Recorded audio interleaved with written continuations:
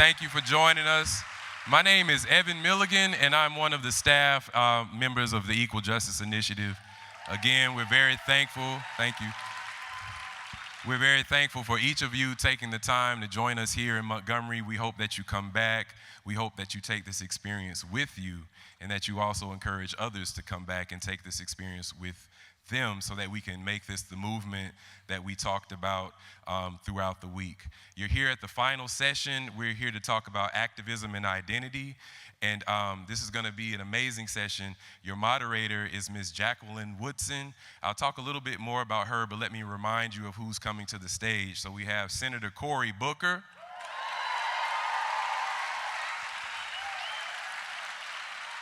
We have Ms. Brittany Packnett.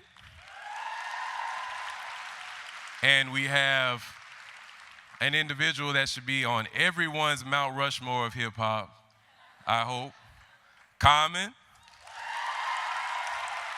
So we're gonna have an amazing time with them today. Let me tell you a little bit about Jacqueline Woodson, so you know who she is.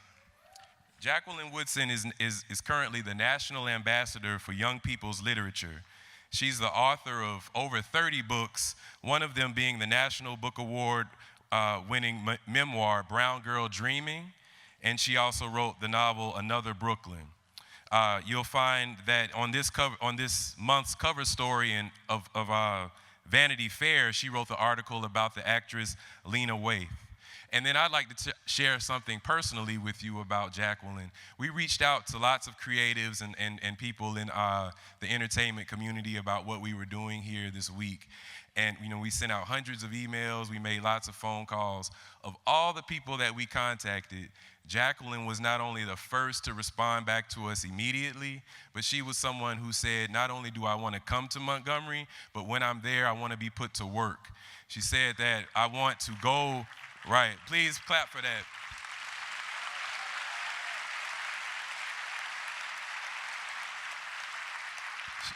She said, I want to bring my whole family to Montgomery with me. And then we want to be here. We want to go to the Department of Youth Services and visit youth who are incarcerated. She said that I want to go to the Montgomery public school system. And she's followed through on those promises.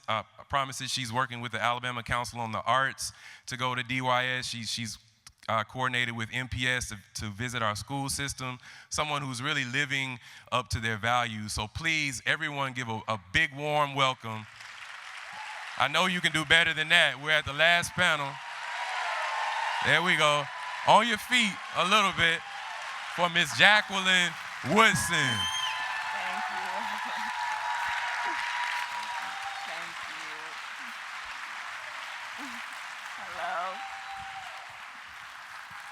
Oh my goodness. Can everyone hear me? What an amazing place to be. I hope y'all have been able to see a lot of stuff, to get to the memorial, to get to the museum, to get to all the amazing panels that have happened. I feel like my life has been changed forever. And it's amazing to be here. I was at the TED conference a while back, and this feels like the opposite. I am so happy to see a room with so many brown faces in it. Y'all don't know. Oh my God. Oh my God. And I am so happy to be in a room with so many white allies. Y'all don't know, because I did not know what a bubble I was living in until I got back into it. Thank you. So it's going to be awesome. We're going to do this like a talk show. I'm going to bring people out. We're going to talk to them. And there are three brilliant, brilliant people who are showing up and doing the work. And we're going to talk about ways to continue to do this work. And I just want to take a moment, like everyone else, to acknowledge the work that has been done by EJI and the work that has been done by Brian Stevenson.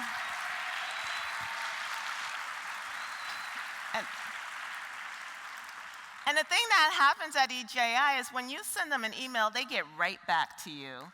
And that does not happen outside of the bubble. But Evan responded to me and put me in touch with great people, and then they asked me to do some work here, and I am so happy to do it. I'm thrilled to be on this stage with Cory Booker and Brittany Packnett and Common. I know they're not on the stage yet, but I'm going to be thrilled to be on the stage with them in a minute.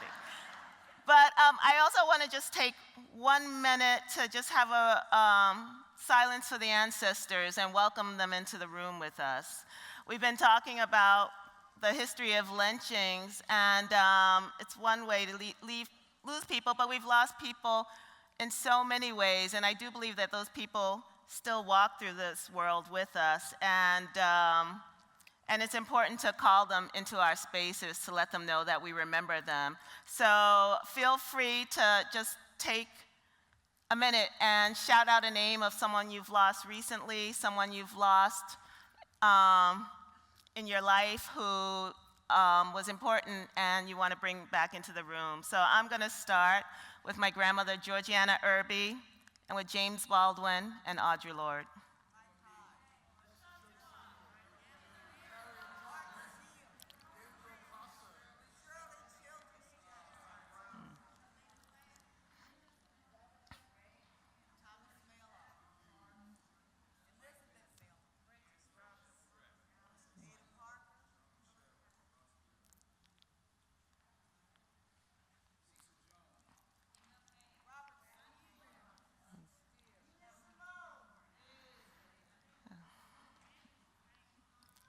Thank you. Michael. Thank you, y'all. Thanks for being here. And thank you, ancestors, for getting us to this moment. We're walking on their shoulders. We're standing on their shoulders, and I'm grateful.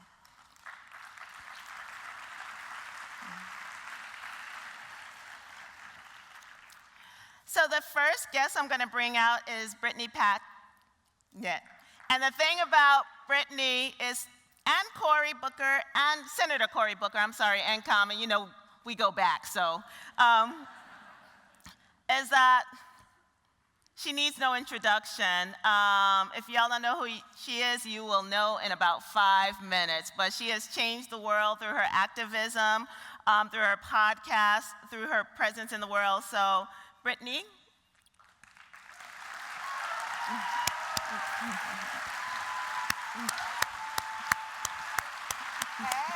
Hey. How you doing? Good. Am I on? Okay. And Brittany and I got the jumpsuit memo. Yes. You know, black girls invented fashion, so we're good. You look fabulous. Thank you, so do you. You are so amazing. So I'm going to start without asking you about the Black Lives Matter movement and how it's changed since the election.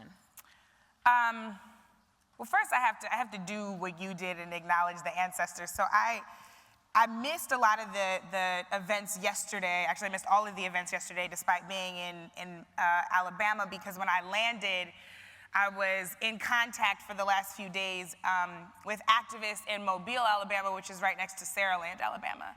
So how many of you know the name Shakisha Clemens? Yes. So Shakisha is a young woman who went into a Waffle House last Sunday early in the morning. According to her, she asked for plastic flatware, was told that she was going to be charged for it. And not one, not two, but 3 officers were called to the scene. They threw her on the ground. They partially disrobed her, choked her, told her that they would break her arm. And so activists there are rallying and reached out for support. And so I couldn't be in Montgomery 2 hours from Mobile and from Saraland and not rent a car and go over there. And so I stand in this space, having just left the memorial here, just as I stood in that space, recognizing very clearly that the ancestors are shaking us right now. Like they are like, pay attention, stay awake, because the dream of the ancestors was not just for us to exist and not just for us to be present or not just for us to be wealthy or successful, but for us to be free. And therefore, there's still work to be done. And so I am just deeply humbled to have literally just put my body next to the marker at the memorial for Wilkinson County, Mississippi, which is where the Packnett clan is buried on a plantation. And so I just got so much stuff spinning in my mind right now that I couldn't answer that question without saying that and thanking the ancestors for making this possible and thanking EJI for the gift that they've given to all of us.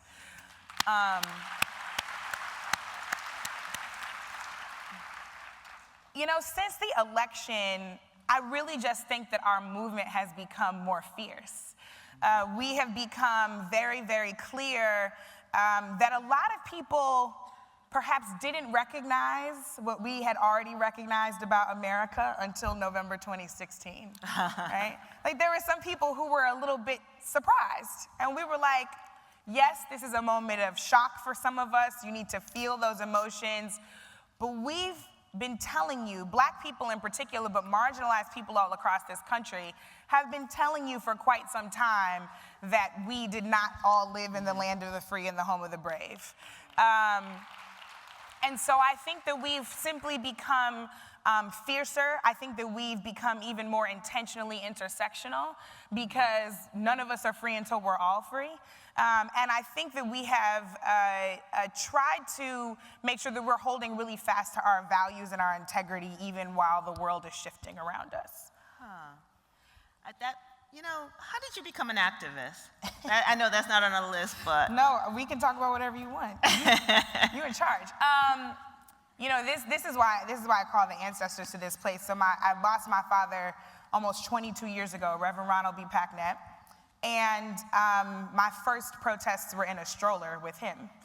The first protest I ever remember was to get Black Santa Clauses in the malls in St. Louis where I grew up.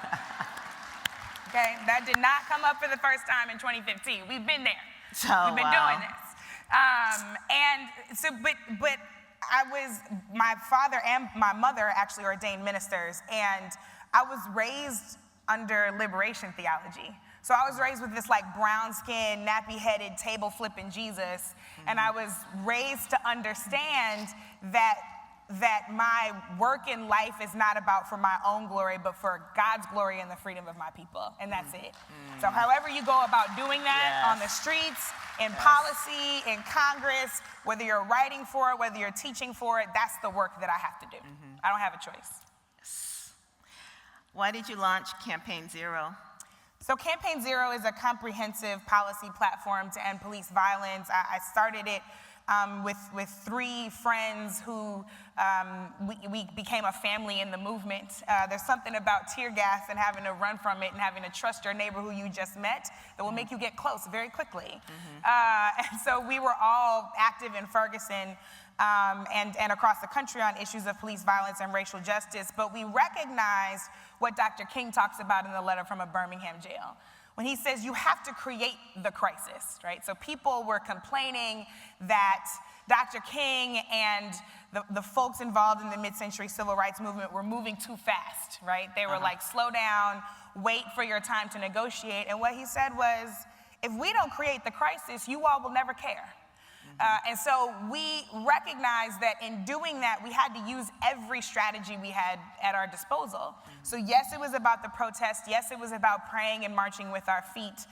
But it was also about making sure that we were the writers of our future, that we could declare what we wanted to be true in our communities. So we weren't going to depend on anyone else to do the research, write the policy, or declare the demands. We did it ourselves.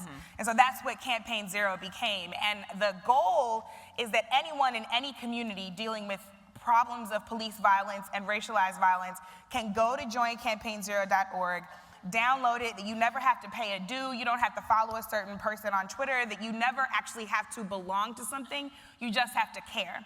And you can print it out and enact those things in your own community. Wow. So tell me how you join it again, so you go to the site. So it's joincampaignzero.org. Okay. You'll see our 10 policy platforms, everything from training and de-escalation and use of force to police union contracts and body cameras and the protection of the citizens' right to film the police. All of those things are there. People love to say, what's the thing that will fix police-community relations? And I'm like, A, we have to stop calling them police-community relations and talk about the democratic responsibility that all public servants have to the public. And from From there, we have to recognize that there is no single solution. So we have 10 that you can actually read and understand the research on and enact in your own community. Wow. I think that's a question I'm going to have later for all three of you. But you know what, I'm going to ask you now. So in terms of thinking about someone who has never thought of themselves as an activist or don't think they can jumpstart their activism, or feel afraid, what would you say to them is the work that they can start to do if they're beginning from the letter A? Yeah, you know, the first thing is to recognize your fear. I don't actually believe in being fearless. I believe in moving forward anyway, and making the decision to be unafraid even when you recognize your fear. And I'm just often reminded, especially here, that the ancestors did far more with far less. Like, this is not the worst position we've ever been in as a country, despite how scary it is. Yes. And there are people who toiled and gave over every single thing they had just so we could be sitting in a chair talking to each other. And so I have to pull on and remember their strength and my responsibility to them, because I'm also somebody's ancestor. And I owe somebody to plant a seed that will grow some shade that they can sit in. And so I try to keep that perspective when it gets really scary. The other thing, though, is, you know, to think about where you are most comfortable, and then to move 2 steps past there. Not 1, but 2 steps past there. And that's where you should actually get started. So if you know you're going to be uncomfortable having the conversation with that racist uncle at the birthday party, not only do you need to ready your mind, right, and your emotions to have that conversation, you need to take it 1 step further and do the research that you're going to need to develop the language to have a consequential conversation with him and not just an angry one. And so I think that it's about preparation, it's about listening, it's about study, and most importantly, it's just about taking a step, right? Because once you take that first step, the second step becomes easier. Yes, yes, I couldn't agree more. So how effective have marches and other acts of resistance been? You know, whenever someone asks me about direct action, I like to point people to just how creative it can be. There was a night in St. Louis, actually across town from Ferguson, because what a lot of people don't know is Michael Brown was killed August 9th, 2014, and then there were several other young unarmed black men killed by St. Louis police within 6 months. And so we were literally protesting all over town, right? It was like, where's the protest today? One day we were on the south side of St. Louis, and one of our chants was, they think it's a game, they think it's a joke. And it developed because we would be standing in front of a police line in full riot gear, simply trying to show love for our community and for one another and protect one another, and they would laugh at us. Some of them would laugh at us. And so the chant became, they think it's a game, they think it's a joke, right? My friend Kayla Reed, who is an incredibly talented organizer, and you want to talk about someone who didn't see themselves in this work. She was working part-time at a furniture store when Michael Brown was killed, and now she is a world-renowned organizer and one of the most creative people I've ever met. She was literally standing on the street on Shaw and was like, it's one of those movie moments, right, where somebody goes, they think it's a game, they think it's a joke. So she sent all of us to our homes and to stores to buy games, street games, jump ropes, jacks, chalk, sidewalk chalk, basketballs, like bouncy balls, the whole nine, because we were doing a lot of street shutdowns at the time. And so what we did was we essentially misdirected the police, said on Twitter we were going to be in one place, ended up in another place playing games and shutting down the streets because they think it's a game, they think it's a joke. So fabulous. So if you can imagine this 70-year-old white grandma getting taught double Dutch by 2 black millennial protesters, like that was the moment, and it was just a radical act of joy and surprise and creativity for people that I don't think people realize we have.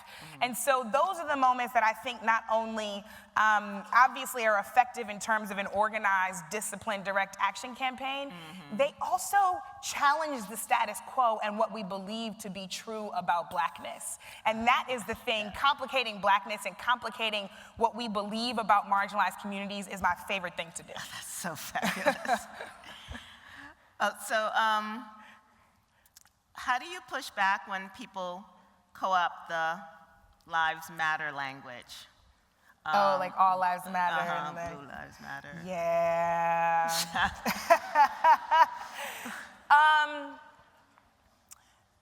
It's two things. One, there's a very clear response to this, right? Because if all lives matter, I wouldn't be having to call Shakisha Clemens' name. If all lives matter, Sandra Bland would still be here to see this memorial, right? If all lives matter, Michael Brown would have been here and we wouldn't be talking about Ferguson and you probably wouldn't even know my name, right? If all lives mattered, we wouldn't be in this set of circumstances. But the other thing that I also realize is that response comes from a real place of fear. We say all the time that when you are used to privilege, equity feels like oppression. That suddenly people are getting what they deserve, and because we operate in a scarcity model, you then believe that you having something means you're taking something from me. And that's actually not true, right? That's not what we're in pursuit of. We are not in pursuit of any kind of black supremacy any more than we want white supremacy to exist, right? We are simply talking about everybody getting their fair shake and access to opportunity.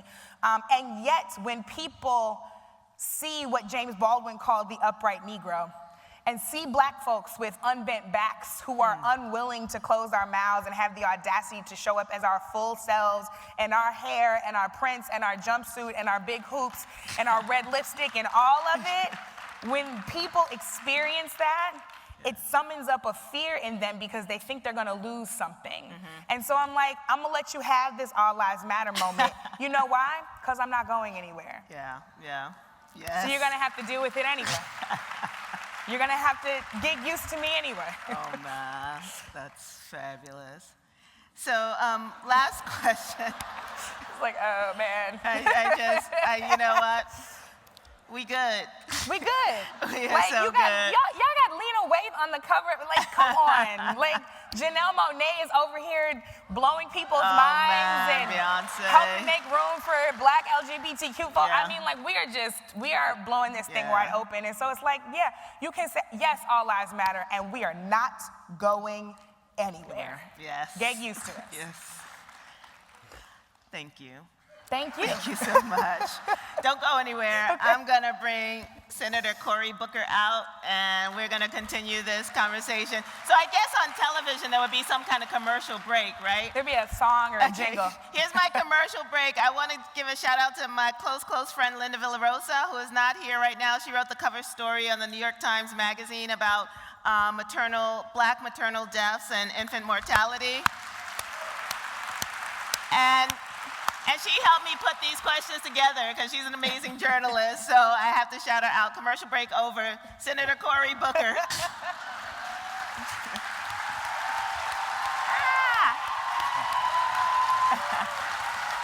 were awesome.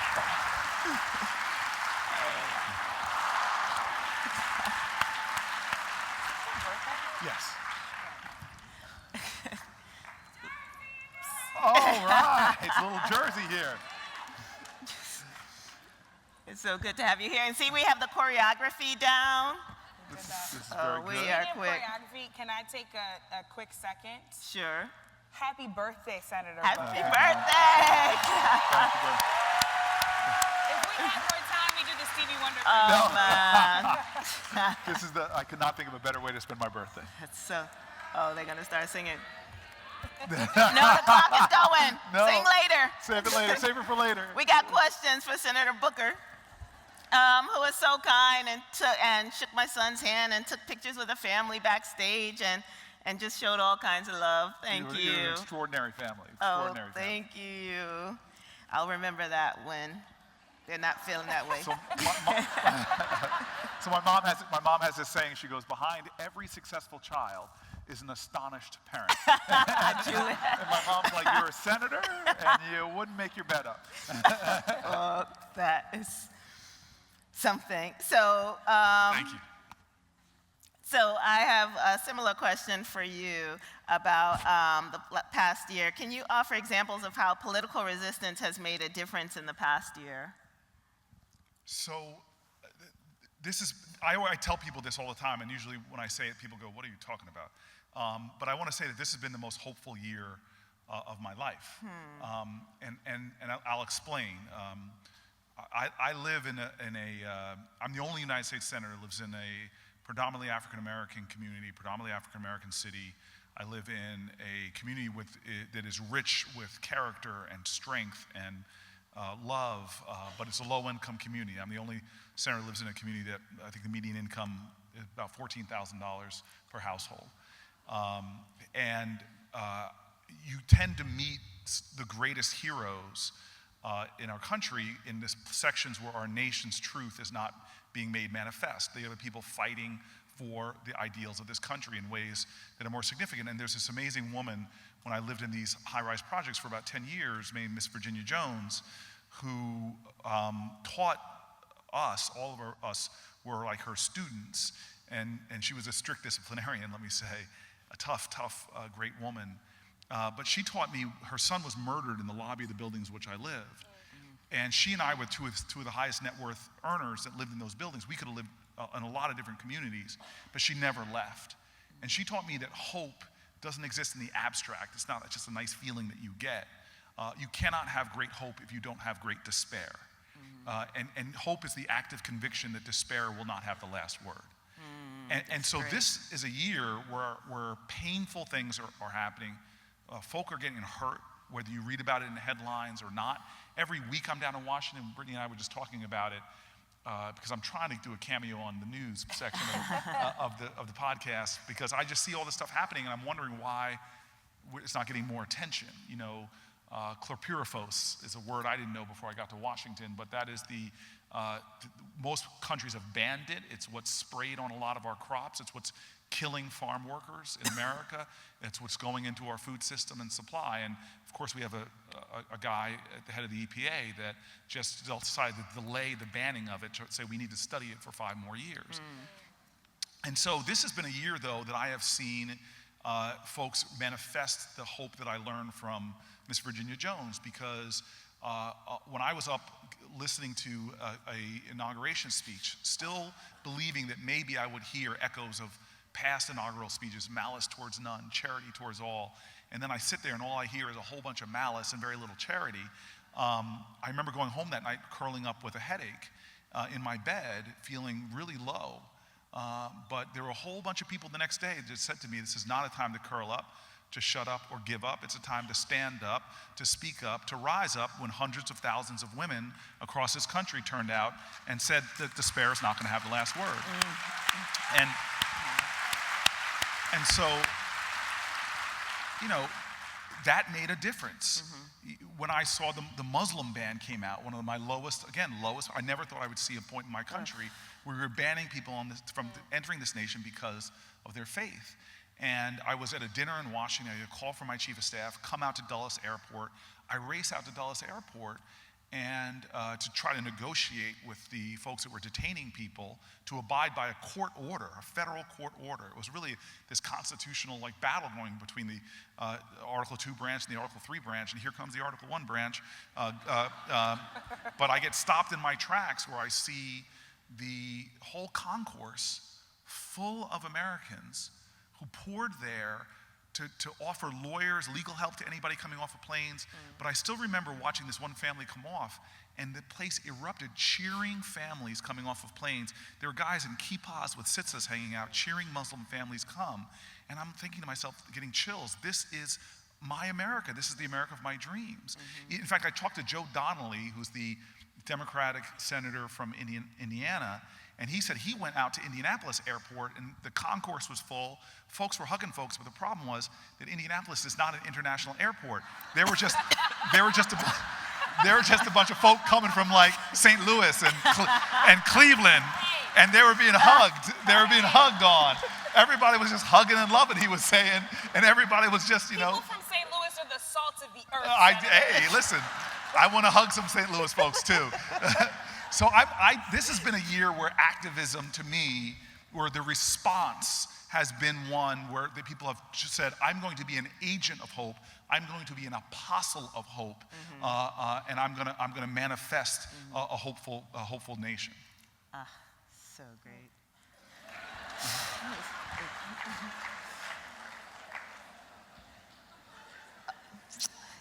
I can keep going. She doesn't have a question right now. But I do. You know, I struggle because I just want to be in the audience listening to y'all. But can I say unfortunately the dark side of that equation, which people often forget. What worries me and has always worried me, because Brittany said something before I came out here, which I was feeling working in, my community, Newark, 5 years before I became a senator. And I wondered why people weren't marching in the streets, why we didn't have nationwide protests. People gotta survive. Because my point is that so many of the things that are most objectionable, like a criminal justice system that is a cancer on the soul of our society, that has made us an aberration in the entire history of humanity, that we would incarcerate, that we're approaching 1 out of every 3 adult Americans having an arrest record. 1 out of 3 women on the planet Earth that are incarcerated are here in the United States. And then when we put women and other vulnerable folks in prisons, we do things that other countries call human rights violations. Right now, as we sit here, there are children who have not even been convicted of anything, sitting in jails, in solitary confinement. There are women this week that are going to be shackled while giving birth in prison. There are things that are happening right now. I always say, look, I miss Obama, and I miss her husband too. And I miss her husband too. I mean, he's aight, but I miss Obama and I miss her husband. But there were reasons to march and to protest before that. And so in some ways, I see the current political moment we're in as a symptom of a deeper problem, which goes back to this definition of hope. I think the opposite of justice is not injustice, it's inaction, it's indifference, it's apathy. And that's what bothers me, is those folks who don't understand it is a profoundly political action to do nothing, or to think that you have the privilege to check out of society, or to say things like, oh, I don't like getting involved in politics. Okay. That is a political statement. So how do you counter that? Because for the many people who don't vote, what do you say to them? Well, I mean, okay. So I went to go vote in 2008, and there was a line around I'm voting in Newark, New Jersey, line around my polling place, it was like a celebration. Everybody's going in to vote for Barack Obama, and I get to the end of the line, and back in those days, I was mayor. I was rolling deep in those days. I had like secure police officers next to me. I roll up to the end of the line, and the great thing, I love being down here in Alabama. Folks are so nice and genteel, but in Newark, we keep it real. And so I get to the end of the line, and the woman at the end of the line looks at me and doesn't say, "Hey, Mayor, historic day." She looks at me and she goes, "Don't you think you're cutting in this line now?" I don't care who you are. You ain't special. You're waiting like the rest of us. And I'm the mayor of the city. I got 2 police officers next to me. I look at her and I go, "Yes, ma'am." 1 year later, that year I waited hours to vote. 1 year later, we have a gubernatorial election. It's an off-cycle election. We had an incumbent Democrat running against a guy y'all never heard of named Chris Christie. Y'all never heard of him. I go to my polling place, nobody is there. I walk right in, I hug the poll worker because she looked lonely. And then Chris Christie edges out just by a little bit of votes. If we had the same voter turnout in Newark and Camden, pick one other city in Newark, it would have been a different outcome. And then stuff starts happening. Planned Parenthood funding is cut. We pull out of the regional greenhouse gas agreements, and with the presentation with Al Gore and my hero, Catherine Flowers, people are dying because of environmental injustices in communities like mine. You have the earned income tax credit cut, so working class, and every time something like this happens, he cut funding to cities. Trenton had to lay off 1/3 of their police officers. Newark laid off 10%. Violent crime in the country, murders in communities like mine were going up. And everybody wanted to know, why are the Republicans doing this to us? Or why is Chris Christie doing this to us? And I tell people the truth. I go, they didn't do this to us. We did it to ourselves. Yeah. And I really do believe, Alice Walker said it so profoundly, the most common way people give up their power is not realizing they have it in the first place. And as long as we're in a democracy, the power of the people will always be greater than the people in power. And so it takes creative leadership to awaken our moral imaginations, to see the truth of who we are, the power we have to shape the realities we're experiencing. You didn't ask me, but we already talked about this backstage. We did. Go ahead. Super fast, I've been thinking a lot about the relationship between hope and certainty. Because I push myself to have hope all the time, but I feel like hope is on the road to certainty. And there aren't a lot of things I'm certain about. But when I look at Generation Z, and I look at the young people from Parkland, and I look at Naomi Wadler, who got her 11-year-old self up on that stage and spoke up for entire generations of women. Like when I look at Yara Shahid, like when I see that they, before they even get the right to get to the ballot box, are doing the thing that's the actual response to All Lives Matter, because the response to that is prove it. If all lives matter, then show me my life matters by how you vote, where you eat, what you pay for, who you support, etc., right? And these young people are saying, before I even get the chance to vote, I'm gonna tell you, one, that I'm coming to a ballot box near you and you can't stop us, right? And two, I want you to be held accountable to me now. And so, have things been dire, especially in the electoral space? Absolutely. But I have more than hope, I have certainty about this upcoming generation, because they are already showing themselves strong to make us prove the things we say are true. That's so great. It's interesting because I don't know, I was looking at that op-ed piece in the Times for 2017, Why Are Millennials Warrior Freedom? And it talked about them voting less and them not believing in democracy and them believing less in freedom of speech and all of these ways in which they seem to be going backwards. So I think one way to counter that is to just skip over that generation and look at the young people coming up. But what do we do with them? What do we do with those people? Look, millennials are the largest population bubble going through right now. For millennials to vote at 19% in a midterm election is to not understand that if millennials just voted at the level that baby boomers were, they could change the entire Congress. And so, in President Barack Obama's one of his last commencement speeches to Howard University, he said, look, you all don't have to occupy anything, just vote. And the power at the ballot box is tremendous. And I'm hoping that this, what we've seen, the energizing in the ballot, in the special elections we've had, in the incredible election through one of my incredible colleagues, Doug Jones, that happened here in Alabama. The black community in Alabama turned out at higher rates than they did for the Obama presidencies. You had white progressives in Alabama turning out at extraordinary levels. And so I really think this is a moral moment for our country where as King said, the problem today is not simply the vitriolic words and violent actions of the bad people, but the appalling silence and inaction of the good people. And so this is that moral moment. As King's letters from Birmingham jail show, where he was very hard on well-meaning pastors who said, wait, or who said, why are you rabble-rousing? This is a moral moment in our country. And I think it's gonna be one of those moments where children yet unborn are gonna ask, where were you and what did you do? And I literally sit here, this is one of the powerful things I learned when I was a senator. I am sitting here right now because of folks whose names I don't know in Alabama. Did something because in the early 1960s, there was a white lawyer on a couch in New Jersey watching TV. The news, I think it was a movie on fascism those are back in the days we had 3 channels, so most of America was watching this movie.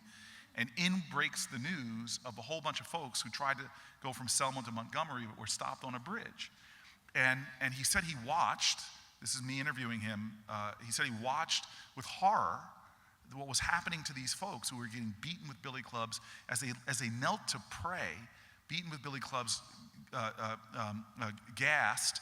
And he said he went to work the next day so shaken, he told his partner, we got to go to Alabama. They both laughed, not because it was funny, but because it was preposterous. They couldn't afford plane tickets. They were just starting their business.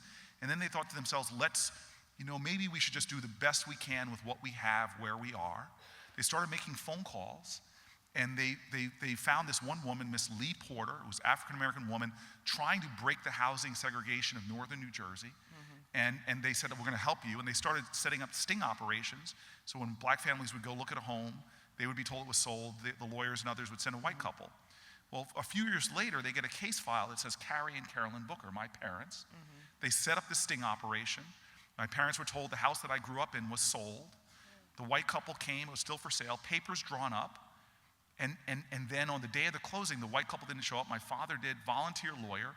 The real estate agent didn't give up. He got up, punched my dad's lawyer in the face, sigged a dog on my dad. Every time my dad would tell the story growing up, the dog would get bigger.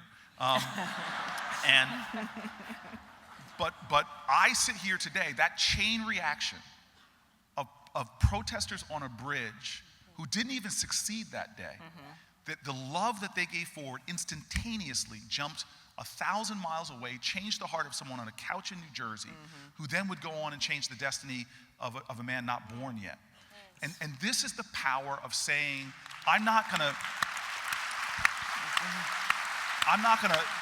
ever fall into the trap of allowing my inability to do everything to undermine my determination to do something. Show up. Protest, speak out, post something on social media. We all have power to change the outcomes, not just now, but for generations yet unborn. And with that, thank you. Let's bring out that change maker we call Common. Oh my, nothing common about him. Thanks, y'all. Hey, what's up? What up? Is that mic work good? Yes, sir. What's up? Hey, Jacqueline, what's up? Magic. Peace. Hey. What's up, everybody? How y'all doing? How everybody feeling? Peace. Man, you are loved up in this room. Man, up in this country, up in this world. Hey, boy, I love y'all right back, and I want to say, I love Brian Stevenson. He's one of my greatest inspirations. Yes. And EJI, what y'all bring to the world is amazing. For people from all over the world to be able to come see our history in another way. I just want to say from my experience of just getting to see what I just saw, it just makes me feel great to be a black American and inspires me to do more. So just thank everybody on the staff for EJI and Brian Stevenson, and I thank my incredible comrades right here just being up here. How you doing, Jacqueline? I'm good. It's good to talk to you.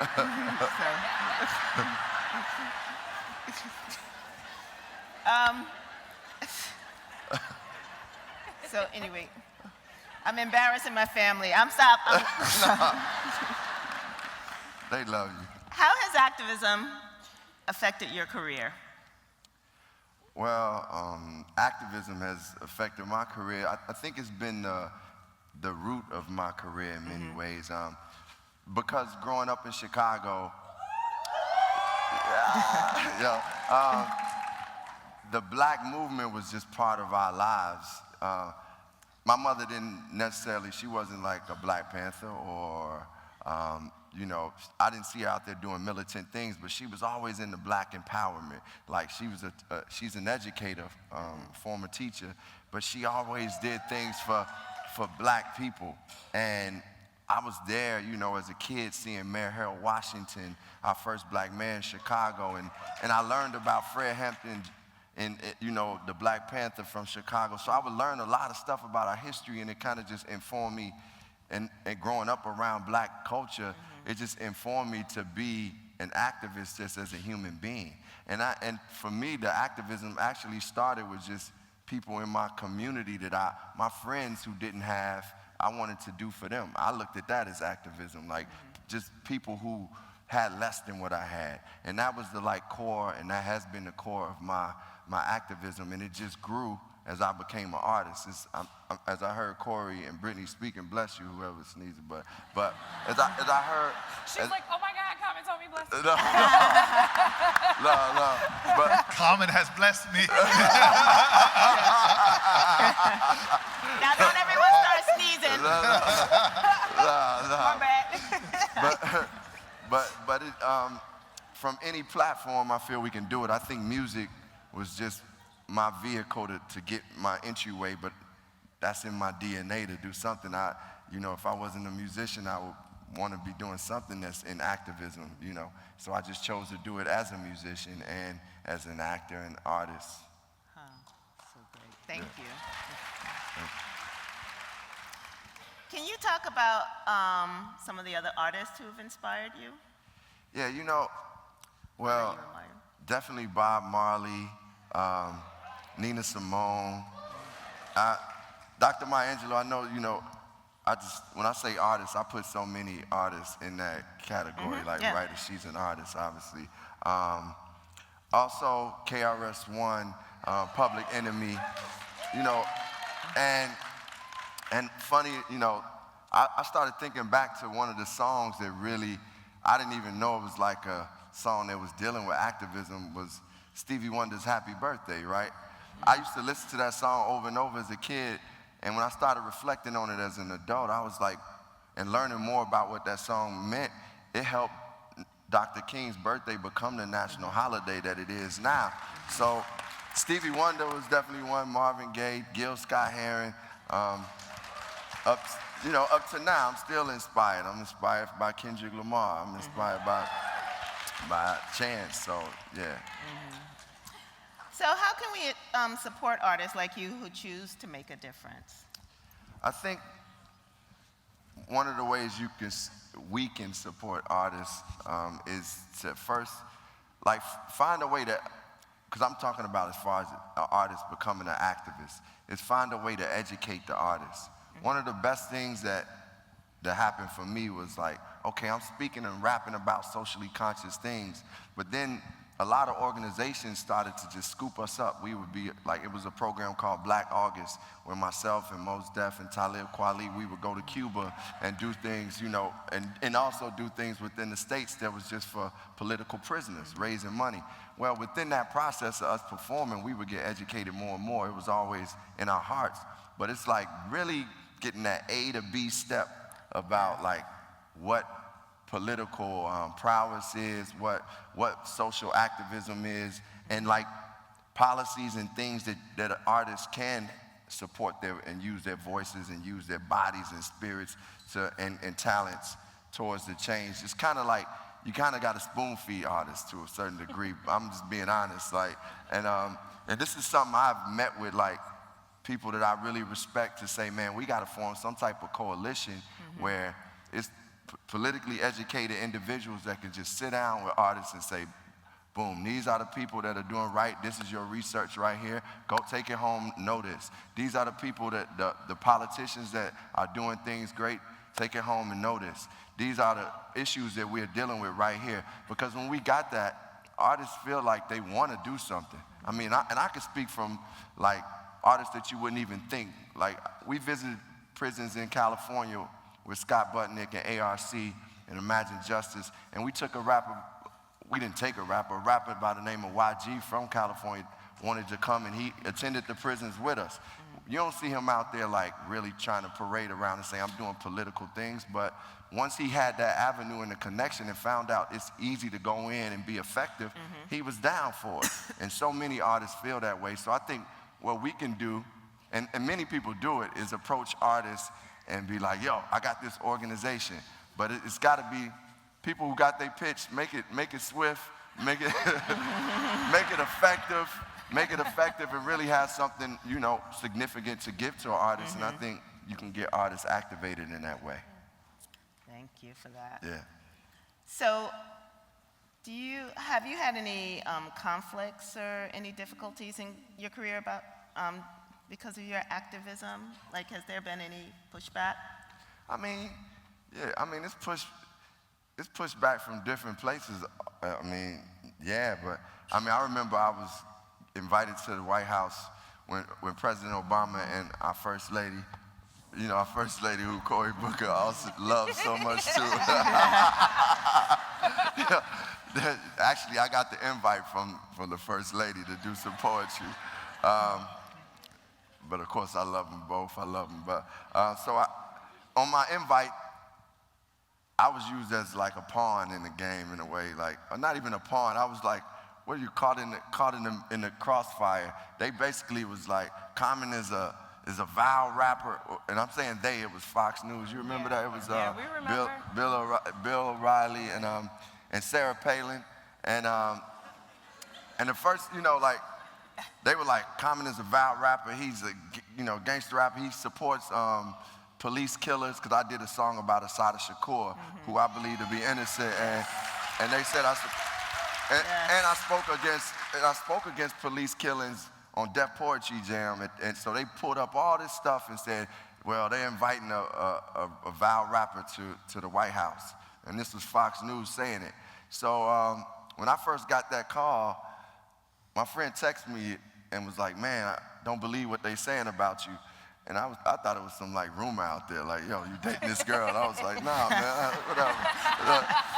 Then I get it, and I find out they saying all these things like, oh, he's supported Assata Shakur, and he's speaking against police brutality and police killings. And I was like, yeah, that's me. I'm with that. So I honestly feel like any pushback I get on something that I stand for and that I truly believe in, and even if it's false, if I know it's not me, I don't really care. And eventually I got it. I went to the White House. President Obama and Mrs. Obama, First Lady Obama, were like, sorry you got caught up in that BS. They didn't say that exact word, but of course they would say that word. But they would say that word. But they would say it. And anyway, I feel like it's victory when I started hearing Bill O'Reilly and them talk crazy about me. I knew I was in the right place. You know what I mean? Yeah. So true. As Howie was saying today, I love that. So earlier there was a panel, and Brian Stevenson's brother Howard Stevenson was on it, and it was this beautiful picture of him and Brian, and they had on their shirts, and Brian said Brian's, his said Howie. That's so cute. That's so cute. It was a great panel. Yeah, but that people saying those negative things is not about you, it's about them. And I love the way our country is starting to recognize that and understand it, and understand that when we're talking about stuff happening in the Black community, that they don't need to gaslight us anymore, right? They don't need to say that you only imagine that happen. And even in terms of microaggressions and the everyday ways. No, I feel, because a lot of times when I'm hearing a lot of chatter, oh man, they saying this on the internet about this and that. I'm like, man, I want to focus on the work. Like yes. I understand that we got to use we use the social media, and we use our, I just said social media for advancing and getting out the information. But I feel like that's one component to it. And if people are saying something negative, okay, or saying something even positive, like, what is the next step? Like, I want to be a part of the policy change. I want to be a part of changing people's conditions. So when all that negative chatter comes, or even positive chatter, I just think about what's the next step, and who can I connect with, and how can I be a part of, or how can my team get us to the next step. And criticism is a sign that you are, I think it was Malcolm X that said something to the effect, if people aren't criticizing you, you're saying nothing, doing nothing, and achieving nothing. Yeah. Yes. And I think that you are, and I love the tradition of artists from Dick Gregory to Joan Baez to Muhammad Ali. Yes.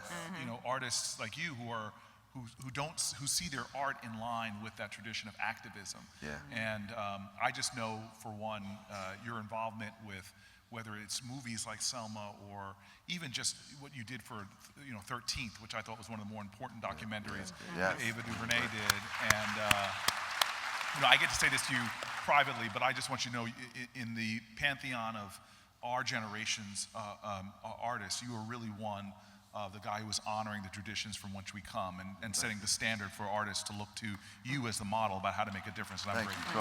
Thank you, Cory. Thank you. That means a lot.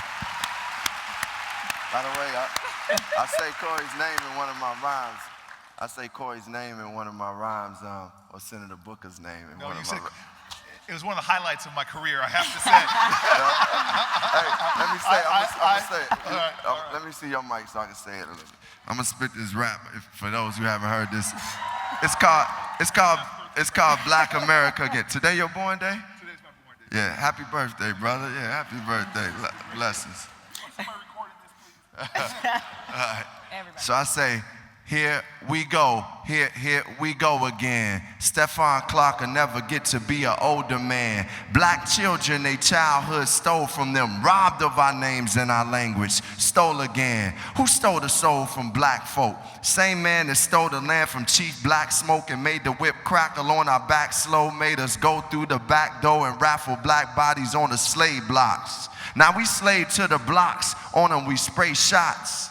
Leaving our own to lay in a box. Black mother's stomach staying or not. We kill each other, it's part of the plot. I wish the hating would stop.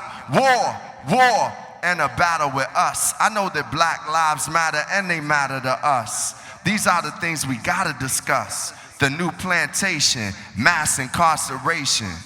Instead of educate, they rather convict the kids. As dirty as the water in Flint the system is it a felony or a misdemeanor? Maria Sharapova making more than Serena. It took Viola Davis to say this. The roles of the help and the gangsters is really all they gave us. We need Avas, Ta-Nehisi's, and Cory Bookers.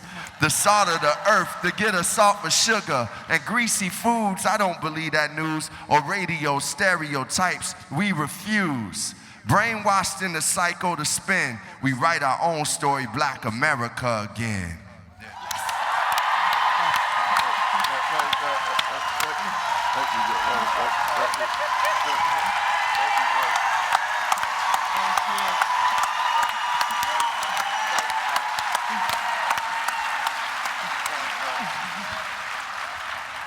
Thank you. Thank you. All right, Brittany, you go. I know you got something in your back pocket, Brittany. All I'm thinking is that my biggest takeaway from this visit is that my new life goal is to be a common lyric. So get to work on I that, got you. please, friends. Thank you. So now I want. Saying the black words with Brittany Packnett. You know how we do. We get on that rap skit. We can attack it. It's all in the blackness. You know, we keep deserving them. We gonna keep serving them. This the sister that came from St. Louis and Ferguson. What can we do? I push dope styles. That's just I'm your pusher. I'm still up here live with my man Cory Booker. You know, it's that brother from the Chi. It's that brother from the Chi. Came to rock it here for who? EJI. You know, common sense, yo, you better keep believing them. Giving love to my man named Brian Stevenson. Yeah. Yes. Yo, I got my people here in front of me. I feel good that we here in Montgomery, doing what we can. I'm trying to be the good son. This one is moderated by Jacqueline Woodson. I'm a chill.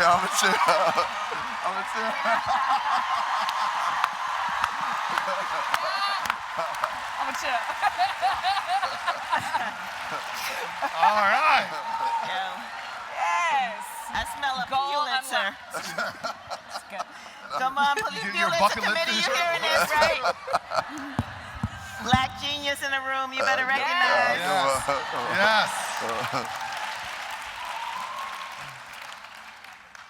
Okay, so I just got a couple of more questions before we close it out. I want to end there, but we do have a couple of more minutes. I want to ask you each how your experience at the memorial was. Or maybe not. I'm going to bring it back up, but I think it's, I haven't been there yet. My family went today, and having the ancestors in the room with us and feeling safe. Was it what you expected? It was so much more. I mean, there is no picture, no video, no article, no IG story that can do it justice until you are physically in it. And I've been a fan of Brian's for a very long time. When we were on President Obama's policing task force together, and when I like looked at the email list and I was like, Brian Stevenson, oh my, I sent him this fangirl email, which he did not have time to answer. But he's a very generous and gracious person. But in working with him, had known that this had been thought about for a while. And I think I thought I could imagine what it was going to be. And then as soon as I stepped in it today, I realized just how wrong I was. Like I said, I found the marker for the county where my father's side of the family is from.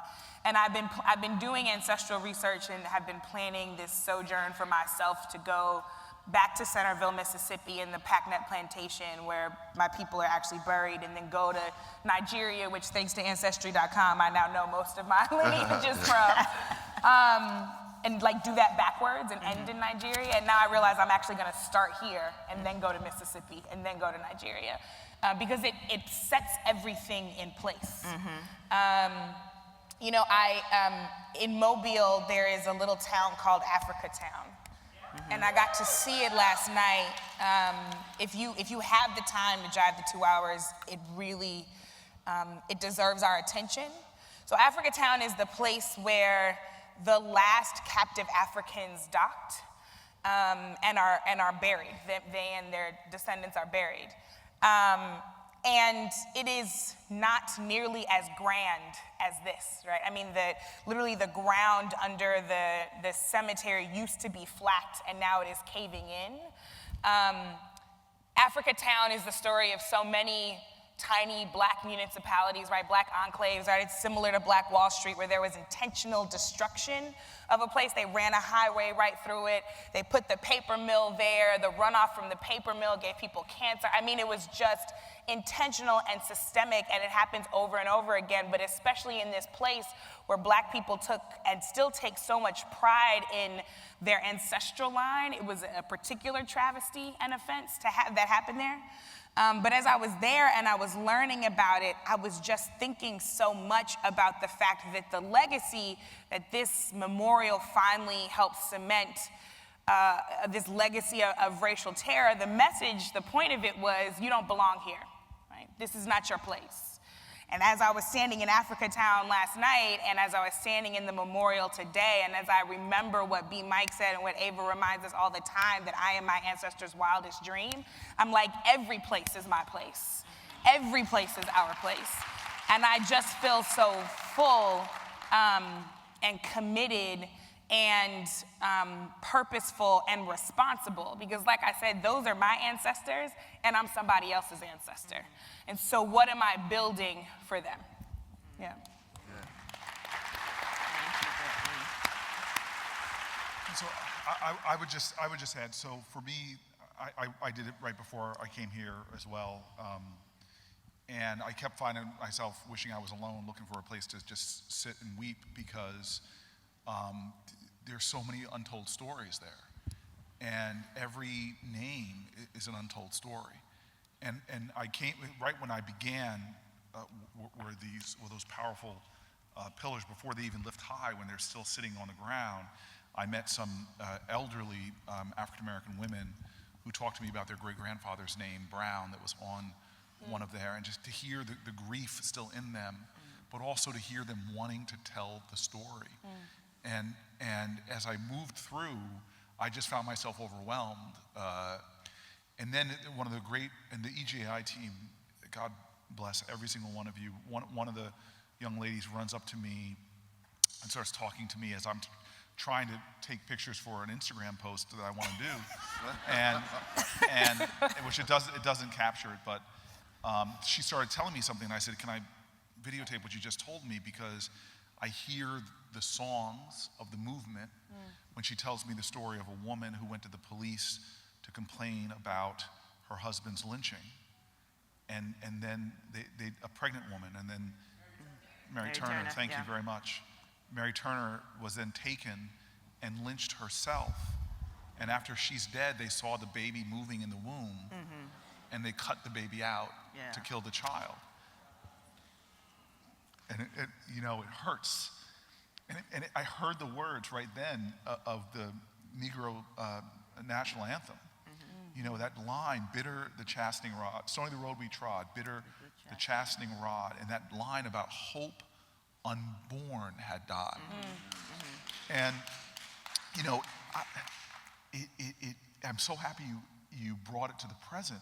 And this is what Brian Stevenson, who has been one of my heroes in America since I met him as a law student, and when he came to speak to our public interest group, you know, there seems that this historical amnesia in this country is creating such festering wounds that are not healing, because we don't understand what we're experiencing now has direct historical chords to this untold history.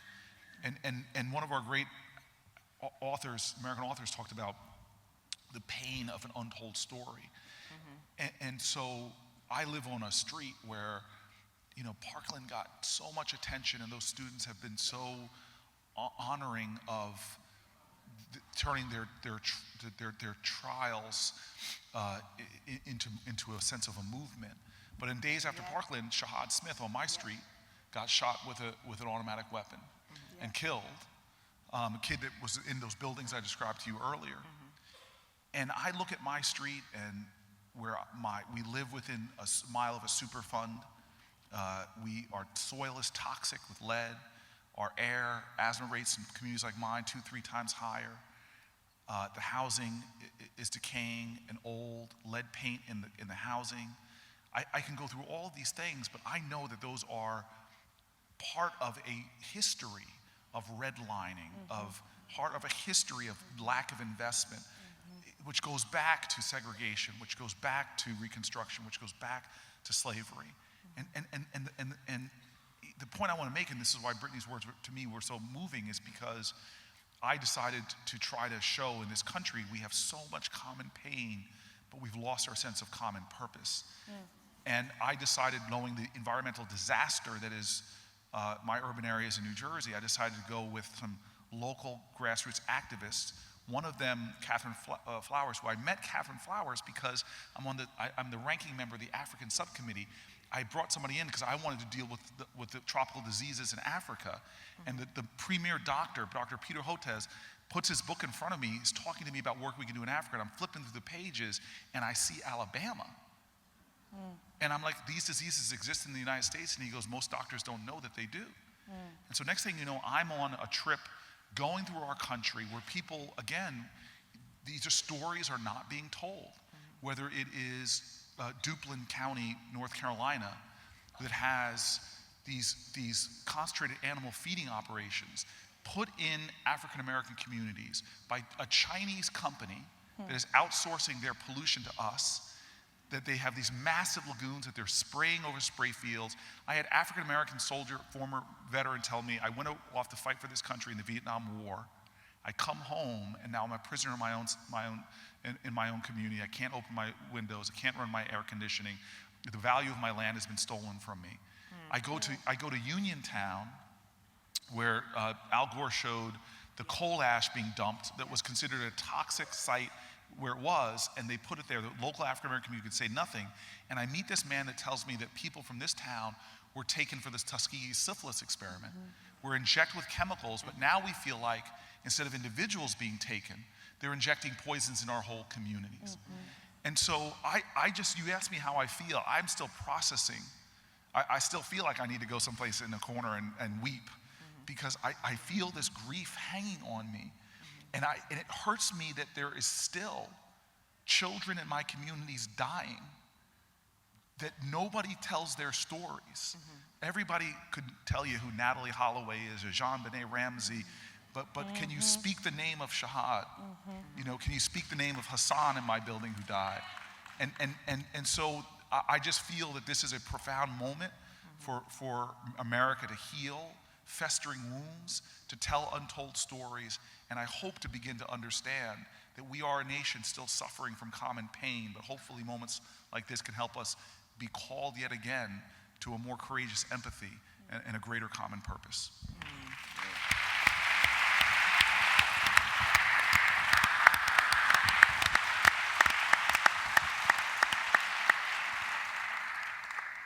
Well, as Cory was saying about speaking the names, my experience today at the memorial was like, at a certain point, I just stopped, and everybody that I was with didn't maybe see me do this, but I just wanted to say a couple of names that I read, just because I felt like, man, life is so valuable, and the fact that these lives were being acknowledged, and they would never know years later, hundreds, over 100 years later, that their names would be memorialized, and their descendants could come and like acknowledge them and recognize them, and we actually, were told about a family that we passed by some people who had, their grandfather was one of the names, and the brother who was showing us around was telling us how they just sat there since 9 a.m. this morning, just kind of talking. It was almost like a memorial service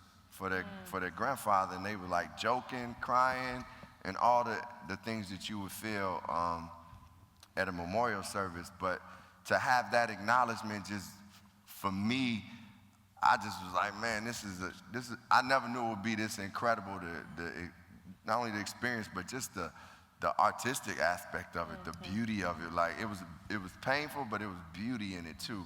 And I think that beauty came in the acknowledgement of all those souls that had been removed from physical form, but somehow still, like you said, walking with us and living with us now. So it also made me like want to dig deeper into my ancestry, because I did do the ancestry.com, but I didn't go like, I'm going to go and call my grandmother and say, okay, what part of Yazoo, Mississippi, what's these names here? Because I want to see which one of my great grandfathers or cousins or uncles or aunties is in that memorial, and I just want to connect with that. And I really feel grateful that people from all over the world, and as I said before, can come over and see that this is American history right here. And this really happened, and it's like legitimate, and it's not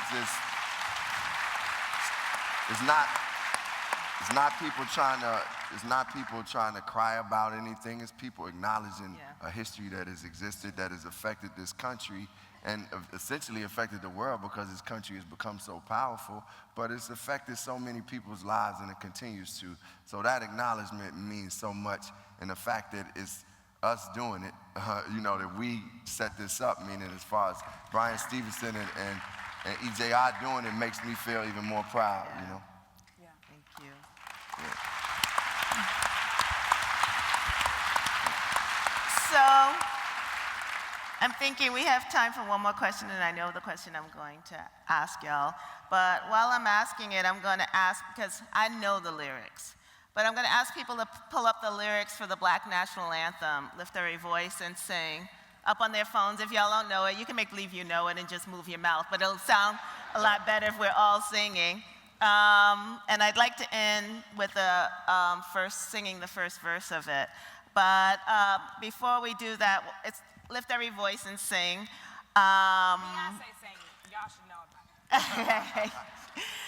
And what do you feel hopeful about?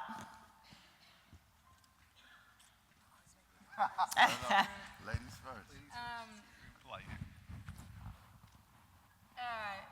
Honestly, I feel most hopeful about love, and I say that knowing that we have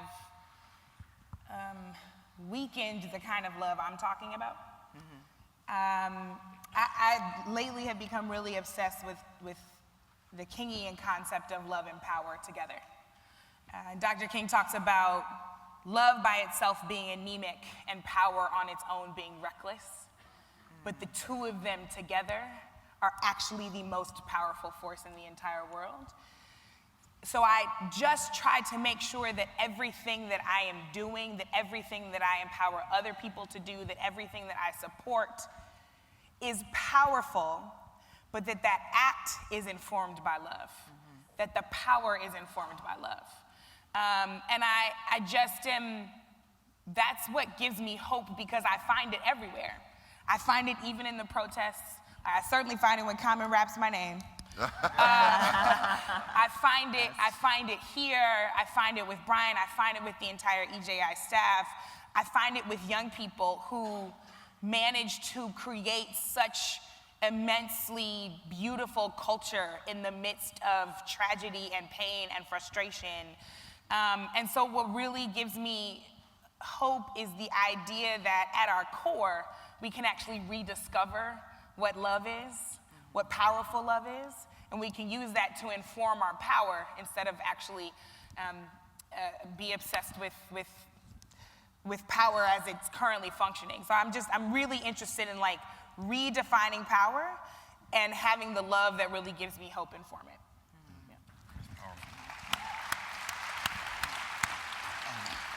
So it was Gwendolyn Brooks who said, "We are each other's business, we are each other's harvest, we are each other's magnitude and bond." And I think that what gives me hope is individual folk I meet who may not have some fancy title or position, but they understand that life is not about celebrity, it's about significance, not about popularity, it's about purpose. The people give me hope. And what is powerful about just being here since last night is I think that there are hope alchemists in this audience that are amazingly folks who have that magical power to turn even sort of the deepest pain and grief and hurt, to transform that like our ancestors did under unconscionable circumstances, under the most tragic of happenings, to still somehow turn that into the substance of hope. And I'm hopeful today even more so because what we experienced, if you've gone through that and if you've seen the museum, that is something that probably if you had told somebody a year or two ago or 3 years ago, was it possible? You know, they would have probably believed it was impossible. Baldwin says at the end of his book, The Fire Next Time, he goes, "I know what I'm asking you is impossible, but in today's day and age, the impossible is the least we can demand. And for one is, after all, emboldened by the spectacle of human history, and Negro history in particular. It is a perpetual testimony to the achievement of the impossible." And so I am hopeful from our past, and I'm hopeful from the alchemists of hope that I get to meet every day. Yes.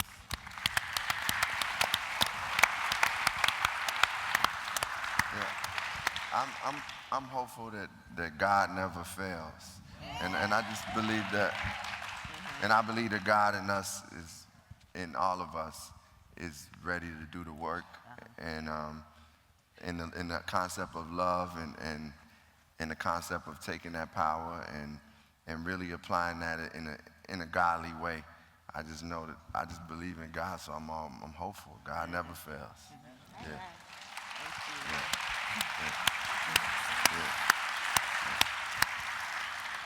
So I just want to say thank you, y'all. Thank you for your work. Thank you for your brilliance. Thank you for your fabulous fashion. So, thank you.